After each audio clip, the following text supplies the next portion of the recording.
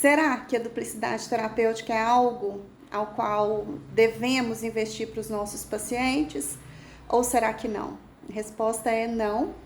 A duplicidade terapêutica deve ser evitada, porque, de forma geral, não há benefício no somatório do uso desses dois medicamentos e há, sim, aumento no risco do uso desses medicamentos. Mas o que é duplicidade terapêutica? É quando usamos dois medicamentos que são ou da mesma classe farmacológica, um exemplo, por exemplo, captopril e enalapril, ou quando usamos dois medicamentos que são de classes farmacológicas distintas, mas que compartilham o mesmo mecanismo de ação ou o mesmo sistema fisiológico de atuação. Ou seja, não há benefício na atuação porque o efeito máximo já foi atingido por um dos dois. Um exemplo dessa segunda situação é o caso de enalapril, por exemplo, e losartan. Por que eu estou falando sobre isso? Hoje uma paciente me procurou, ela tinha prescrição de 2 anti-inflamatórios para o manejo de uma dor decorrente de um pinçamento do nervo ciático, já está no tratamento crônico, e ela tinha 2 anti-inflamatórios prescritos, ambos por 20 dias, em uso fixo, ambos com o mesmo mecanismo de ação, com a mesma seletividade de atuação da ciclooxigenase, sem nenhuma advertência para identificação de pródromos em relação à toxicidade gastrointestinal, sem nenhuma advertência em relação à identificação de pródromos de insuficiência renal, achando que os medicamentos se tratavam de coisas bem distintas, né?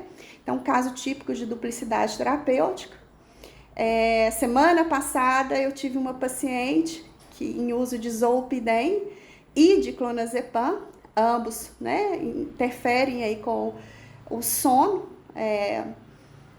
induzindo o sono, são de classes distintas, mas compartilham aí a ação no sistema nervoso central. E foi muito interessante porque a gente percebia claramente um excesso de sedação nessa idosa, uma idosa de 74 anos. A idosa muito lúcida dizia que ela nunca dormia, e a cuidadora dessa idosa, porque ela já está precisando de cuidadora, dizendo, né, que ela dorme o dia todo, que ela dorme a noite toda, que ela passa nos últimos meses a vida deitada na cama. E aí o que a gente observa, né? Que para a idosa, ela realmente não está dormindo porque ela está com amnésia, ela não percebe, ela não registra o sono. Tão grande é essa sedação. Então estamos em maio, né? Entrando em maio, e maio é o mês no qual nós celebramos o uso racional de medicamentos.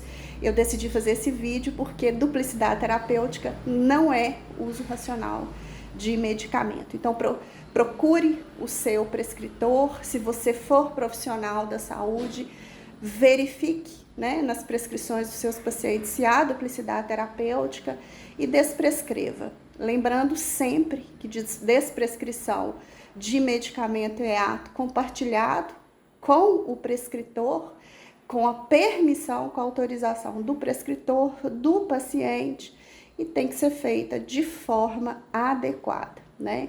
Então, ninguém deve fazer isso por conta própria, nem o farmacêutico clínico, nem o próprio paciente.